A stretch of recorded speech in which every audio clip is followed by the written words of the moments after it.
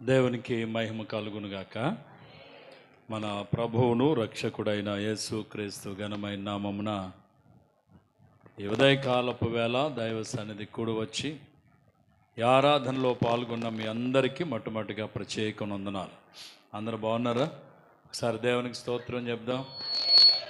దేవుని మహా ఉచితమైన కృపచేత గడిచిన వారం దినాలు మనలందరినీ ప్రభు కాపాడి మరొక వారం మరొకసారి ప్రభు యొక్క పాద సన్నిధిలో మనందరం ఏకమై ప్రభును స్తుతించడానికి, ఆరాధించడానికి ప్రభు మనకిచ్చిన సమయాన్ని బట్టి సమస్త ఘనత, మహిమ, ప్రభావములు ఆయనకే చెల్లునుగాక.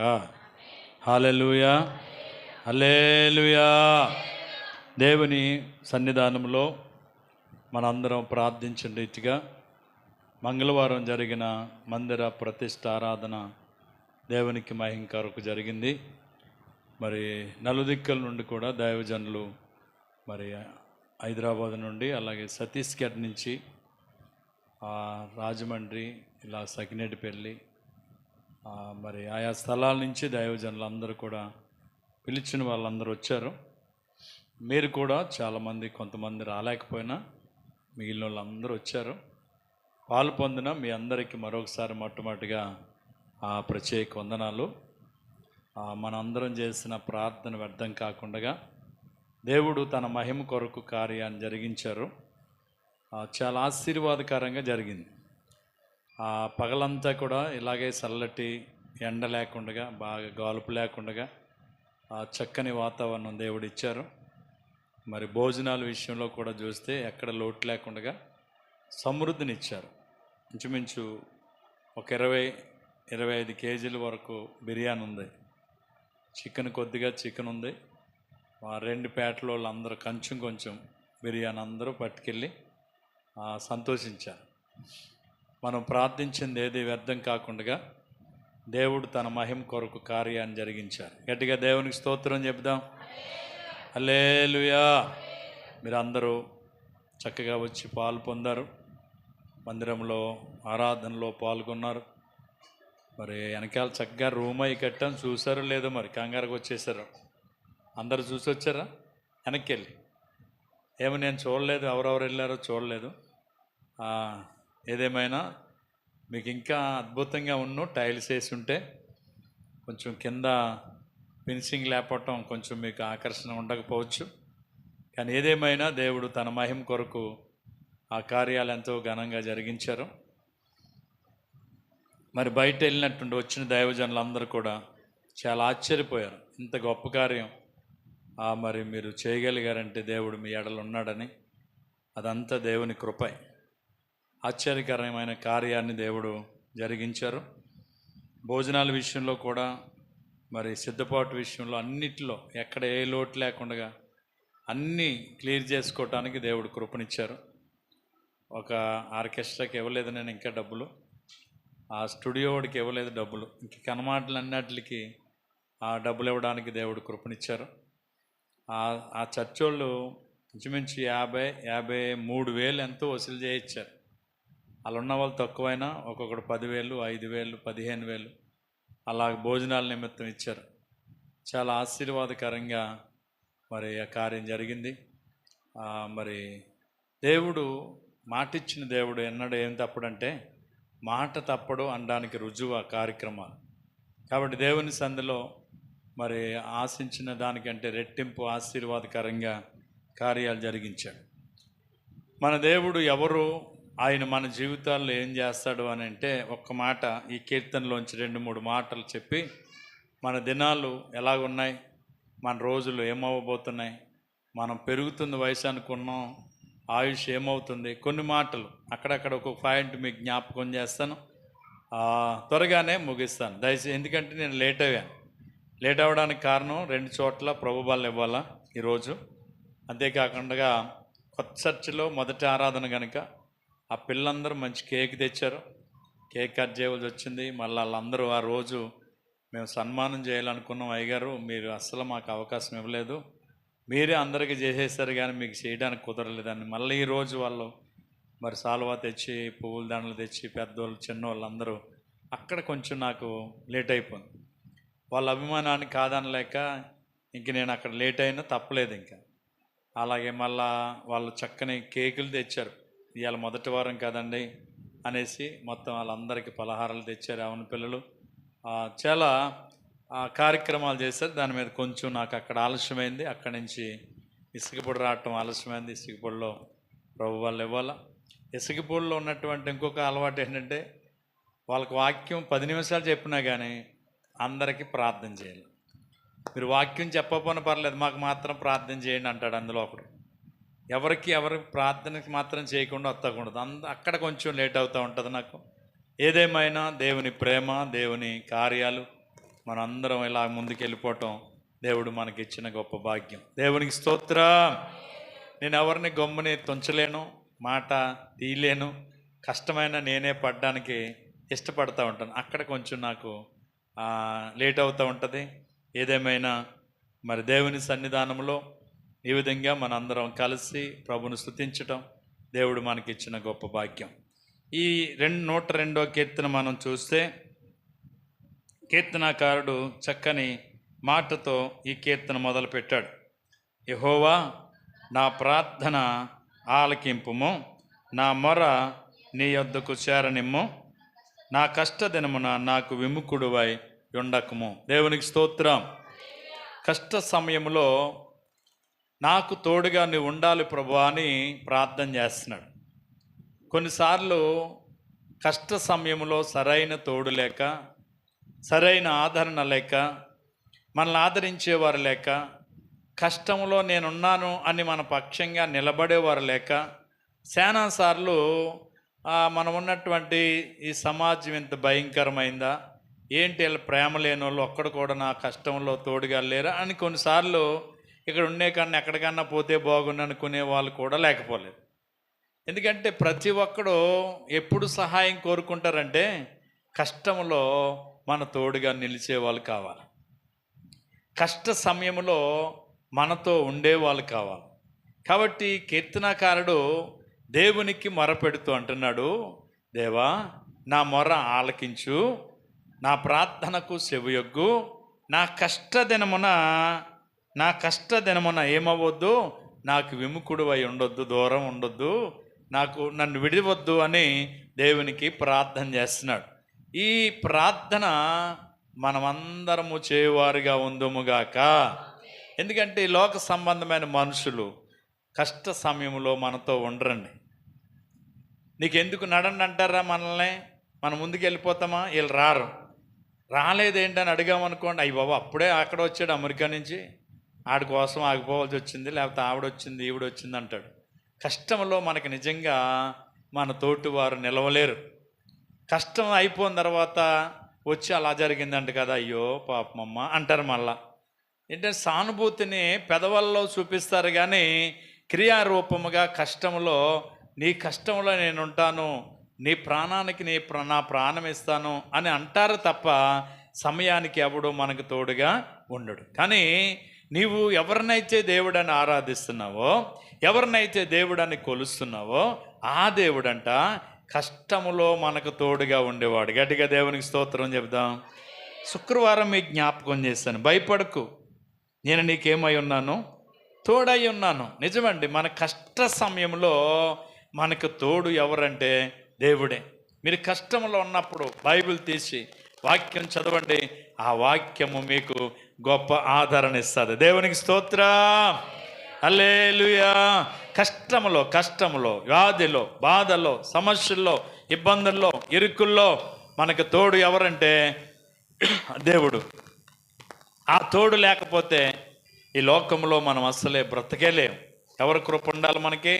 దేవుని కృప ఉండాలి. కాబట్టి ప్రతిరోజు ప్రభువా నా కష్ట సమయంలో, నా వేదన సమయంలో, నా దుఃఖ సమయంలో, నాకు కలిగే శ్రమలో అయ్యా నన్ను ఎడవద్దు నాయన, నాకు తోడుగా ఉండు తండ్రి. ఇదిగో నేను చేయు ప్రార్థన నువ్వు అంగీకరించాలి నాయన, నా ప్రార్థనకు నువ్వు చెవియొగ్గాలి తండ్రి, నా మొర నీ సన్నిధికి చేరని ప్రభువా అయ్యా అని ప్రతిరోజు దేవునికి మనం ఏం చేసేవారుగా ఉండాలి తెలుసా? ప్రార్థన చేయువారుగా ఉండాలి.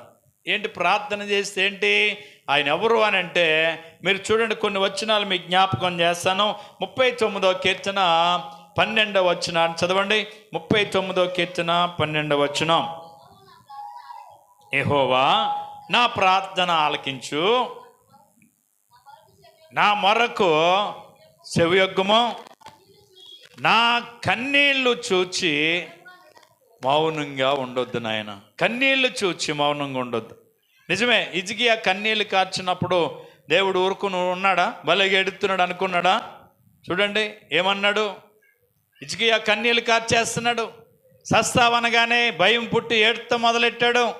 అప్పుడు ప్రభువా, యథార్థ హృదయుడనై నీ సన్నిధిలో నేను ఎట్లు నడుచుకుంటున్నావు, కృపతో జ్ఞాపకం చేసుకోమని గోడతోటి తన ముఖం తిప్పి ఏడుస్తూ ఉన్నప్పుడు దేవుడు ఏమన్నాడు యెషయాతో?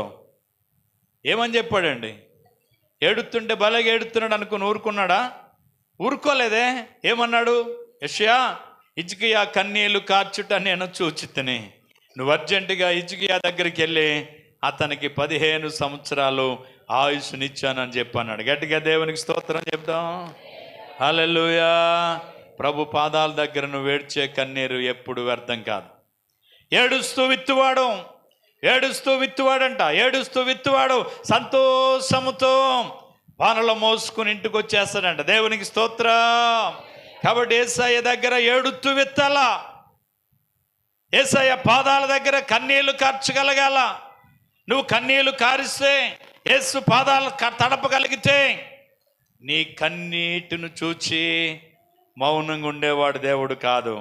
పట్టించుకోకుండా ఉండేవాడు కాదు. వెంటనే మన పిల్లలు ఏడుస్తుంటే ఎలాగైతే మనం ఊరుకోమో, మన పిల్లలు ఏడుస్తుంటే వెంటనే వాళ్ళని ఎలాగైతే ఎత్తుకుని వాళ్ళకి ఏం కావాలో కొనివ్వడానికి తీసుకుని వెళ్తామో, అలాగే జాలి గల తండ్రి, ప్రేమ కలిగిన దేవుడు మన ఎడల ఏం చూపేవాడుగా ఉన్నాడు తెలుసా? కృప చూపు దేవుడై ఉన్నాడు. దేవునికి స్తోత్రం చెప్దాం. కన్నీళ్లు కారిస్తే చూస్తూ ఊరుకుండేవాడు కాదు. వెంటనే ఆ కార్యము సఫలం చేయి దేవుడు. అన్నా కన్నీళ్లు కార్చింది బిడ్డ కావాలయ్యా, హృదయమును కుమ్మరించిందని రాయబడ్డది. నాకు ఒక బిడ్డ కావాలయ్యా అని ఆమె మాట, ఆమె అక్కర, ఆమె మొర దేవుడు విడిచిపెట్టాడా? మర్చిపోయాడా? ఆమె అడిగినటువంటి మాటను వెంటనే దేవుడు సఫలం చేశాడు. గట్టిగా దేవునికి స్తోత్రం చెప్దాం. అంటే నీ ప్రార్థన దేవుడు ఏం చేసేవాడుగా ఉన్నాడు తెలుసా? ఆలకించేవాడిగా ఉన్నాడు. 18వ కీర్తన 6వ వచనం. 18వ కీర్తన 6వ వచనం. నా శ్రమలో నేను యెహోవాకు మొరపెట్టాను, నేను దేవునికి ప్రార్థన చేసి తిని ఆయన ఆలయములో ఆలకించి నా ప్రార్థన అంగీకరించాను. దేవునికి స్తోత్రం. ఇక్కడ భక్తుడు చెప్తున్నది ఏంటి తెలుసా?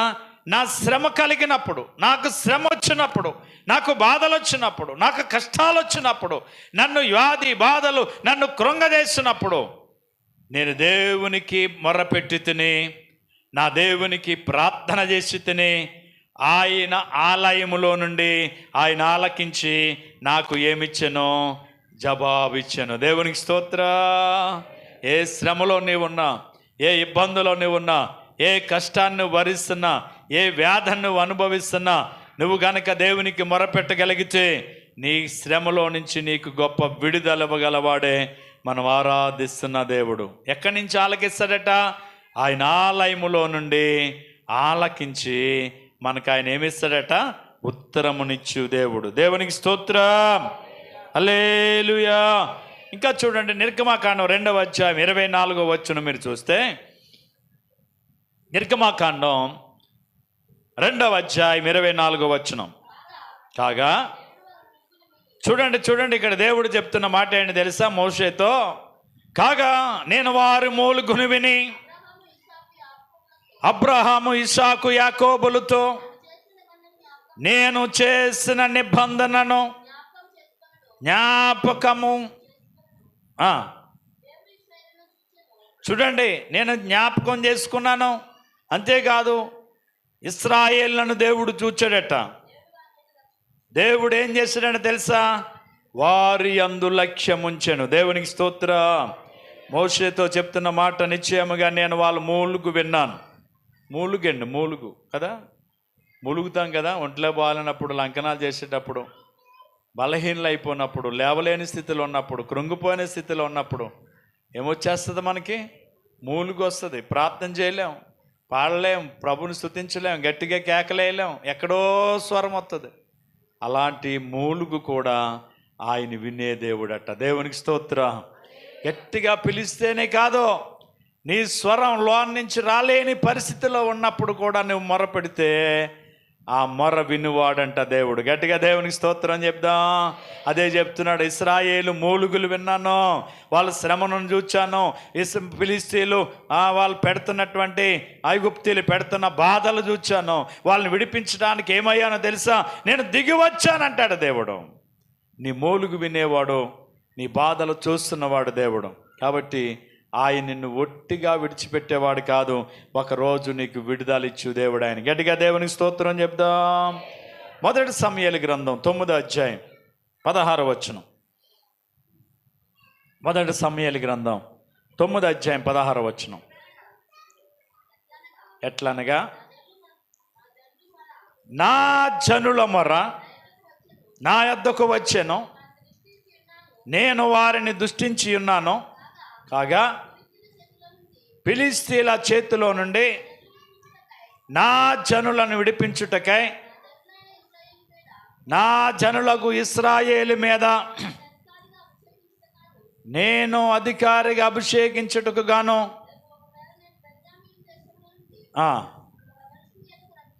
బెన్యామీను దేశము నుండి ఒక మనుషుని నీ యొద్దకు రప్పించబోతున్నానని సమూయేలుతో దేవుడు మాట్లాడుతూ ఉన్నాడు. దేవునికి స్తోత్రం. ఎందుకు పంపిస్తున్నాడు? నేను వాళ్ళ మొర విన్నాను, వాళ్ళ శ్రమను చూచాను, వాళ్ళని విడిపించడానికి, వాళ్ళకు తోడుగా ఉండడానికి బెన్యామీను దేశంలో నుంచి ఒక మనుషుణ్ణి నీ యొద్దకు ఏం చేయబోతున్నాను, పంపించబోతున్నాను. ఒకసారి ఎవరో ఉండరు, కానీ ఆ కష్ట సమయంలో ఎవరో తెలియని వ్యక్తి వస్తాడు. అప్పుడు ఒక మాట అంటారు, మీకు గుర్తుంటుందో లేదో, ఏమంటాం? మీరు చెప్పాలి. కష్ట సమయంలో బాధలో వచ్చాడు ఎవరో, అప్పుడు ఏమంటారు అమ్మా?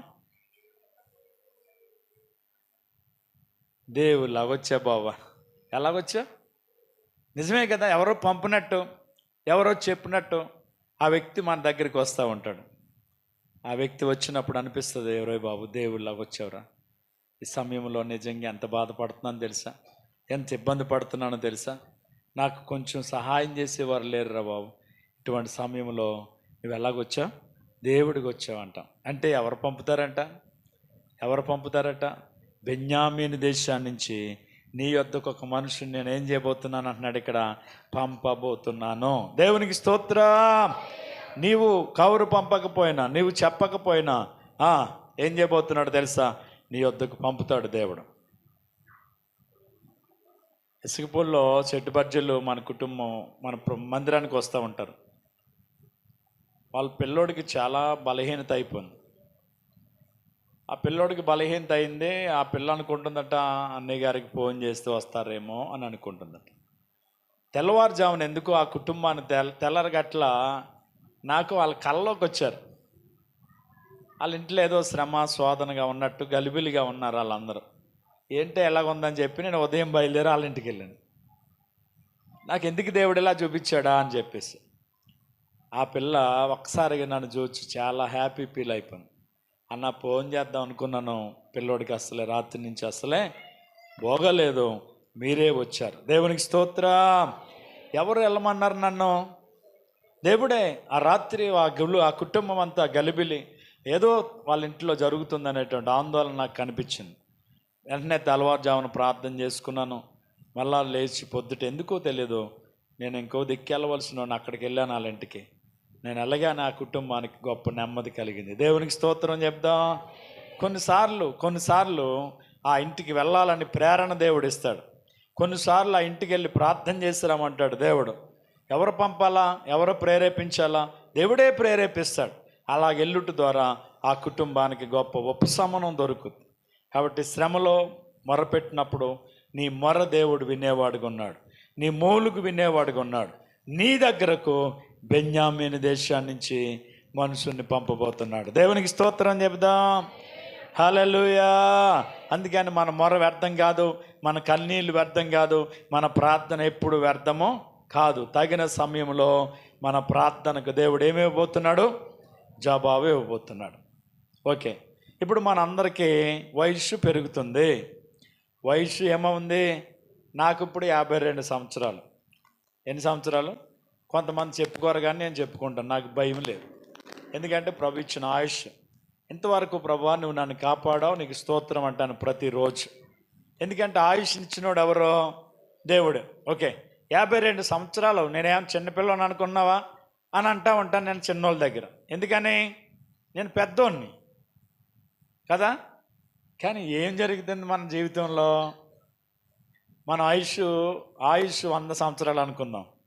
అందులో 52 సంవత్సరాలు ఏమైపోయాయి చెప్పాలి. ఇప్పుడు ఏమైపోయాయి? తరిగిపోయాయి. పెరుగుతుంది వయసు అనుకుంటున్నాం, కానీ తరిగిపోతుందనే ఆయుష్ మనము ఏం చేయలేకపోతున్నాం, గ్రహించలేకపోతున్నాం. ఎలాగ తరిగిపోతుంది ఇక్కడ చెప్తున్నాడు కీర్తనకారుడు. చూడండి, మన కీర్తనలో 3వ వచనం, పొగ ఎగిరిపోవునట్లుగా నా దినములు తరిగిపోవచ్చున్నవి, పొయ్యిలోనిది కాలిపోవునట్లు నా ఎముకలు కాలిపోయినవి. చూడండి, పొగ ఎగిరిపోవునట్లుగా. పొగ పైకి వెళ్ళిపోద్ది, కనబడుతుందా మళ్ళా మనకి? ఏమండి, పొగ కనబడుతుందా? ఒక రోజుని చెన్నై వెళ్తున్నప్పుడు ట్రైన్లో చూస్తున్నాను, ఒక షుగర్ ఫ్యాక్టరీలో నుంచి చాలా పొగ వస్తుంది. పొగ వస్తున్నప్పుడు అనుకుంటున్నా, ఈ పైకి ఇంత పొగ వస్తే ఫ్యాక్టరీలో ఇంకెంత పొగ ఉంటుంది అని. ఆడు పక్కనోడు అన్నాడు, నేను అంత పొగ వచ్చేస్తుంది కదా, అది ఆ ఫ్యాక్టరీ అంతా పొగతో ఉంటుందా నన్ను ఏమంటాడని. ఆడన్నాడు, అయ్యా అక్కడ పొగే తెలీదు, పొగ అంతా ఎక్కడికి వెళ్ళిపోతుంది? బయటికి వెళ్ళిపోతుంది. లోన ఏ విధంగానూ పొగ అనే డిస్టర్బ్ అక్కడ ఉండదు అన్నాడు. నిజమే కదా, పొగ ఎగిరిపోద్ది, బయటికి కనబడదు. పొగ ఎగిరిపోనట్లుగా మన దినములు ఏమవుతున్నాయి? తరిగిపోతున్నాయి. పెరుగుతుంది అనుకున్నాం, కానీ తరిగిపోతుంది. ఇంకా ఎలా తరిగిపోతుంది? 11వ వచనం చూడండి, నా దినములో సాగిపోయిన నీడను పోలి ఉన్నవి, గడ్డి వలె నేను వాడి ఉన్నాను. సాగిపోయే నీడ. మీరందరూ పనికి వెళ్తారు కదా, పనికి వెళ్ళినప్పుడు అప్పుడు ఏదో తాడి చెట్టు నీడ ఒక దిక్కున ఉంటుంది. ఆ తాడి చెట్టు నీడ దగ్గరికి వెళ్ళి కూర్చొని భోజనం చేయడానికి చూస్తారు. మీరు భోజనం చేసేటప్పటికి ఆ నీడ ఏమవుతుంది చెప్పాలి? మిమ్మల్ని దాటి వెళ్ళిపోద్ది. వెళ్ళిపోద్ది. నీడ ఏమవుతుంది? సాగుద్ది. ఇంకాంచేపటికి ఇంకొంత దూరం సాగిపోద్ది. నీడ సాగినట్లుగా మన దినములో సాగిపోతున్నాయట. అంటే మన దినాలు ఏమైపోతున్నాయి? తరిగిపోతున్నాయి. ఎలాగా? నీడ తరిగిపోనట్లుగా, నీడ సాగిపోనట్లుగా మన దినములో తరిగిపోతున్నాయట. ఇంకా ఎలాగా? రండి, 23వ వచనం.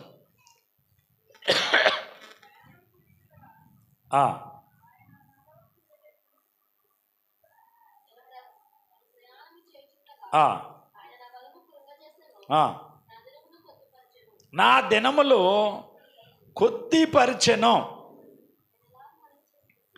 నా దినములు కొద్దివి చేశాడట. అసలండి ఎందుకు దినాలు కొద్దివి చేశాడో మీరు గమనిస్తే నేను చాలాసార్లు చెప్తాను మీకు.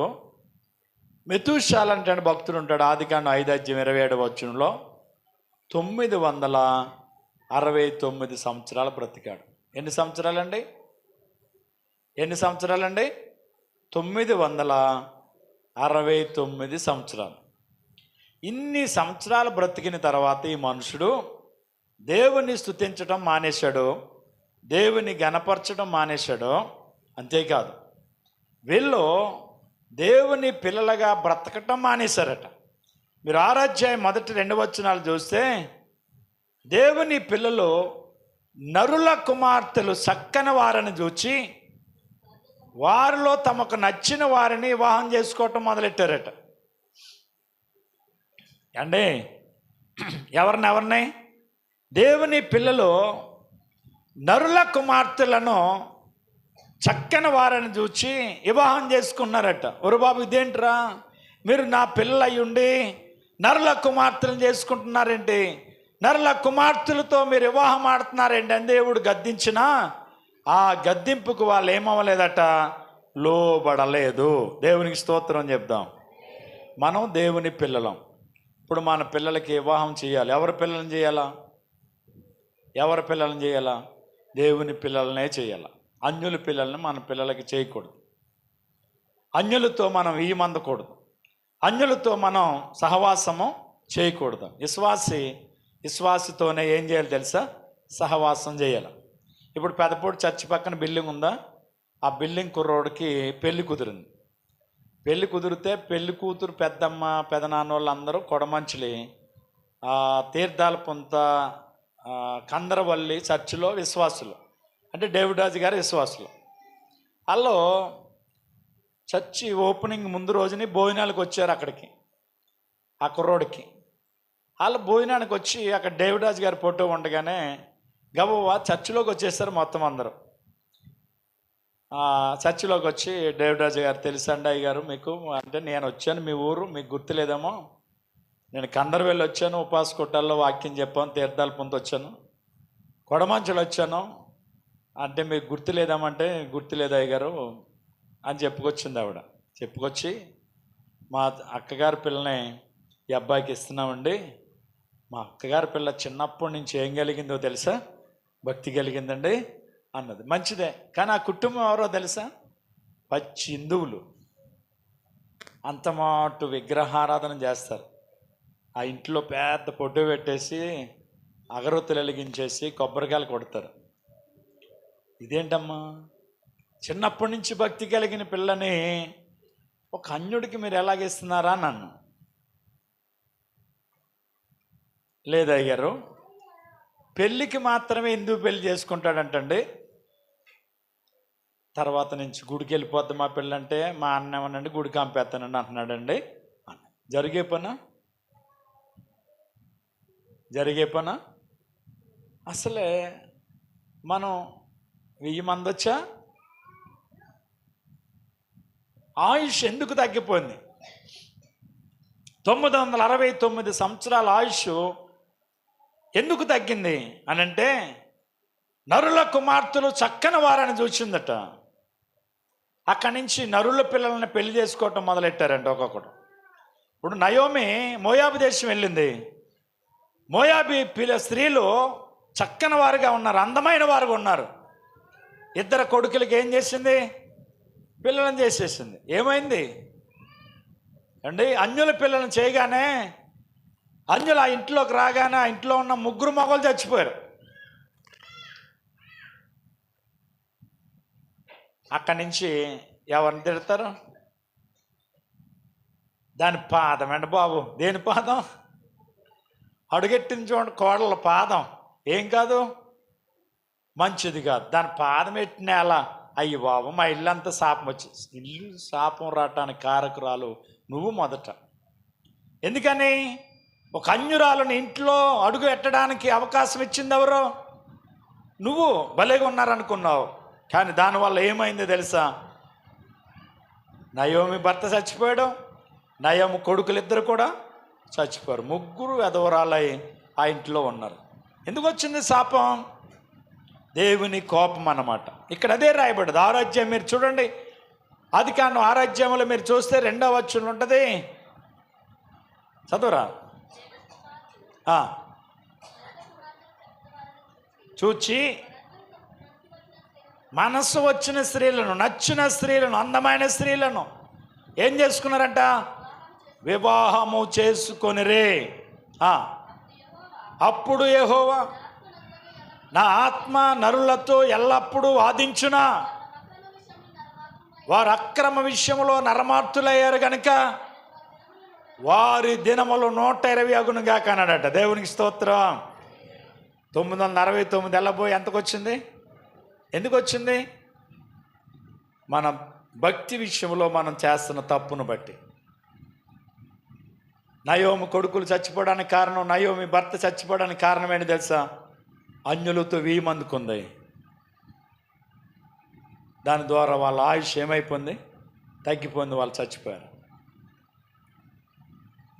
అందుకే 969 వెళ్ళబోయి 120 సంవత్సరాల ఆయుష్ అయిందట. దినములు ఏం చేశాడు దేవుడు? కొద్దిపరిచాడు. అది ఎప్పుడు? అబ్రహాము కాలంలో 120 సంవత్సరాల ఆయుష్ అయితే, అదే మోషే కాలం కాడికి వచ్చేటప్పటికి 91 కీర్తన 10, 11 వచ్చి రాయబడది, మా ఆయుష్ 70 సంవత్సరములు, అధిక బలం ఉంటే 80 సంవత్సరాలు అన్నాడు. చాలామంది అనుకుంటున్నారు 70, 80 ఇప్పుడు మన ఆయుష్ అని. కాదండి, అది ఎప్పుడో తెలుసా? మోషే కాలంలో, మోషే యుగములో 70 సంవత్సరాలు అధిక బలం ఉంటే 80 సంవత్సరాల ఆయుష్. కానీ మన ఆయుష్ ఎంతో తెలుసా? మన దినములు ఎంతో తెలుసా? మన ఎంతలో కనబడి అంతలో మాయమైపోయే ఆవిరి వంటి వారమంట. దేవునికి స్తోత్రం. దినములు ఎలాంటివి? దినములు ఏమైపోతున్నాయి? కొద్దిపరిచాడు. దినములు ఏమైపోతున్నాయి? సాగిపోయే నీడవలు ఉన్నాయి. దినములు ఎలా ఉన్నాయి తెలుసా? పొగవలే ఉన్నాయి. దీన్ని బట్టి చెప్పండి, మనం ఎంత గట్టి వాళ్ళం? మన స్థిరమైన వాళ్ళమా? మనం చచ్చిపోకుండా ఇక్కడ స్థిరంగా ఉండేవాళ్ళమా? కాదు. మన దినములు ఏమైపోతున్నాయి? పొగ ఎగిరిపోవునట్లుగా ఎగిరిపోతున్నాయి. నీడ సాగినట్లుగా మన దినములు సాగిపోతున్నాయి. మన దినములు దేవుడు ఏం చేశాడంట? కొద్దిపరిచాడు. కొద్ది దినములు గలవాడు అయి. ఏ దినాలు గలవాళ్ళం మనం? కొద్ది దినములు గలవాళ్ళం. కాబట్టి ఏ రోజు మనం ఈ లోకాన్ని విడిచిపెడతామో ఎవరికి తెలియదు. మనం అనుకుంటున్నాం ఆరోగ్యవంతులమని, మనం అనుకుంటున్నాం నేను చాలా డ్రై ఫ్రూట్స్ తింటున్నాను, మంచి ఆరోగ్యం నాకు ఉందని. ఏమీ కాదు. ఎవరి కృప తెలుసా? బ్రతుకున్నామంటే, సజీవులు ఉన్నామంటే ఇది కేవలం దేవుని కృప మాత్రమే. దేవునికి స్తోత్ర, హల్లెలూయా. కాబట్టి మనం చేయవలసింది ఒకటే, మనం ఇంతలో కనబడి అంతలో మాయమైపోయి ఆవిరి లాంటి మన జీవితాలు. కాబట్టి మనం చేయవలసింది ఏంటి తెలుసా? చివరికి ఒక్క మాట చెప్తాను. 17వ వచనం మన కీర్తనలో, ఆయన దిక్కులేని దరిద్రుల ప్రార్థన నిరాకరింపక వారి ప్రార్థన వైపు తిరిగి ఉన్నాడు. ఈరోజు మనుషులు మన వైపు తిరిగినా తిరగకపోయినా, మనుషులు మనల్ని ప్రేమించకపోయినా, కష్ట సమయంలో తోడుగా నిలవకపోయినా, మనకు తోడు ఎవరో తెలుసా? దేవుడు. ఆయన మన ప్రార్థన వైపు తిరిగిన దేవుడట. దేవునికి స్తోత్ర, హల్లెలూయా.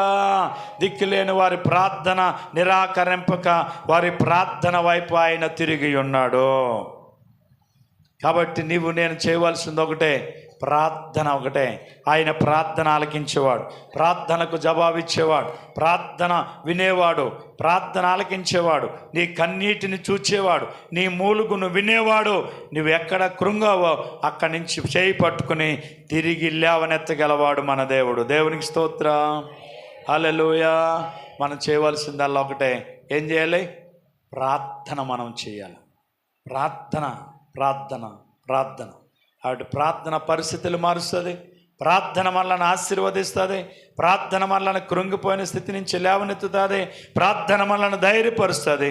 ప్రార్థన దేవుడు ఆలకించేవాడు కనుక ఆయన సన్నిధిలో ఆలకించి ఉత్తరం ఇచ్చే దేవుని సన్నిధిలో ప్రార్థన చేస్తూ మేలు పొందేవారిగా ముందుకు సాగిపోదాం. అట్టి కృప దేవుడు నీకు నాకు ఇచ్చునుగాక. మనం నేటి వారమే కానీ, నిన్నటి వారమే కానీ, రేపటి వారం మనం కాదు అనే సత్యాన్ని ఎరిగి ఉన్న సమయాన్ని బట్టి దేవునికి లోబడి విధేయులం కాబడి ముందుకు సాగిపోదాం. అట్టి కృప దేవుడు మనందరికి ఇచ్చునుగాక. ప్రార్థన చేద్దాం. ప్రేమ కలిగిన తండ్రి, కృపగల దేవా, నీ ఘనమైన ఉన్నతమైన నామానికి వందనాలు ప్రభా. మేమేమై ఉన్నామో అది కేవలం నీ కృప తండ్రి. నిజమే దేవా, మా ఆయుష్ పెరుగుతుంది అనుకుంటున్నాం కానీ తరిగిపోతుందని గ్రహించలేకపోతున్నాం. పొగ ఎగిరిపోనట్లుగా మా దినములు ఎగిరిపోతున్నాయని, నీడ సాగిపోనట్లుగా మా దినములు సాగిపోతున్నాయని, మా దినములు నువ్వు కొద్దిపరిచావని. ఎందుకు కొద్దిపరిచావు? మా క్రియల్లో, మా భక్తిలో, మా విశ్వాసములో సరైనటువంటి భక్తి లేకపోవటం వల్ల, అన్యులతో సహవాసం వల్ల నాయన దినములు తగ్గిపోతున్నాయనే సత్యాన్ని కూడా బయలుపరిచారు.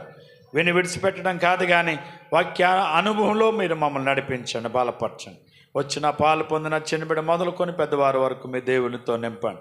యూట్యూబ్లో లైవ్లో చాలామంది వాక్యం వింటున్నారు, వారిని కూడా మీరు అట్టిగా సిద్ధపరచండి. నువ్వు ఒక్కడవే తండ్రి, మా కష్ట సమయంలో మా మూలిగినే దేవుడువు, మా శ్రమలో మమ్మల్ని చూచే దేవుడువు. అంతేకాదు ప్రభువా, మా కష్ట సమయంలో మా తోడు కొరకు బెన్యామీను దేశము నుండి మనుషుని పంపుతానన్నట్లుగా మాకు కావలసిన వ్యక్తిని పంపే దేవుడువు, మాకు గొప్ప నిరీక్షణ ఇచ్చేవాడు, విడుదల ఇచ్చేవాడు, నెమ్మదినిచ్చేవాడు, సంతోషం ఇచ్చేవాడు దేవా. నీకు వందనాలు చెల్లిస్తున్నాం. నీ వైపు చూస్తూ నిరీక్షణ గలవారమై నీ సందులో ప్రార్థన అనే ఆయుధాన్ని పట్టుకుని నీ సందులో ముందుకు సాగిపోయే కృపనిమ్మని ఇప్పుడు వచ్చిన బిడ్డలందరినీ మీ చేతులకు అప్పగిస్తాం. యేసయ్య నామమున అడుగుచున్నాం పరమ తండ్రి.